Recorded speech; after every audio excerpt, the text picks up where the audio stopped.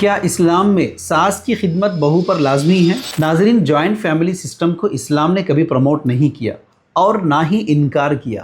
یہ حالات، زمین، زمانہ، ماحول اور ہر ایک کے اپنے پرسنل سرکمسٹانسز کی بنیاد پر فیصلے الگ ہوتے ہیں۔ میں یہاں رک کر خواتین سے گزارش کرنا چاہوں گا کہ اگر وہ اپنے شوہر کی محبت اور شوہر کے دل میں آپ کے تعلق سے ریسپیکٹ اگر حاصل کرنا چاہتے ہیں تو اس کا one way shortcut method یہ ہے کہ آپ ان کے والدہ کی خدمت کیجیے، کیونکہ وہ آپ کے شوہر کی ماں ہیں جس نے اس کو پیدا کیا، اس کو پالا پوسا، اس کے لیے قربانیاں دی ہیں، پھر اس کو ایک قابل ترین شخص بنا کر آپ کے حوالے کر دیا۔ تو اگر آپ اپنے شوہر کے دل میں جگہ بنانا چاہتی ہو تو پھر اس کا one way shortcut method یہی ہے کہ آپ اپنی ساس کی خدمت دل سے کیجیے، جس طرح اپنی ماں کی خدمت کرتی تھی۔ اس سے آپ کو کچھ پرسنل نقصان تو نہیں ہوگا، ہاں، لیکن آپ کو ایک نفل عمل کرنے کا ثواب تو ضرور ملے گا، کیونکہ ایک جانور کو پانی پلانے پر جنت کی بشارت ملتی ہے، یہاں تو شوہر کی ماں ہے جو اس کی جنت ہے۔ تو سوچئے، اس کی خدمت کی وجہ سے اگر اس کے دل سے آپ کے لیے دعا نکلتی ہے،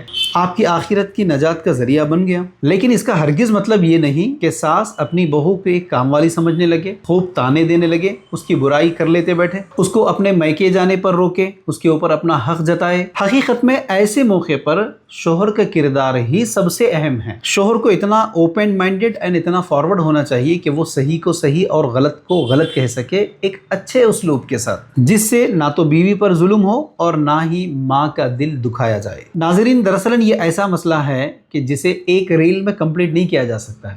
یہ پراپر کاؤنسلنگ کا ایک سبجیکٹ ہے، جس کے لیے دلہا دلہن دونوں کو سامنے بیٹھنا ہوتا ہے، ضرورت پڑنے پر دونوں کے فیملیز کو سامنے بیٹھنا ہوتا ہے، اور ان مسائل کے اوپر صحیح سولوشن جب تک حاصل نہیں کریں گے تو پھر یہ مسائل چلتے رہیں گے۔ سوال یہ ہے کہ ایسی کاؤنسلنگ کہاں ملے گی؟ آپ اس کے لیے سوشل ریفارم سوسائٹی کو کانٹیکٹ کیجئے، انشاءاللہ وہ ضرور کاؤنسلنگ سروسز پرووائڈ کریں گے۔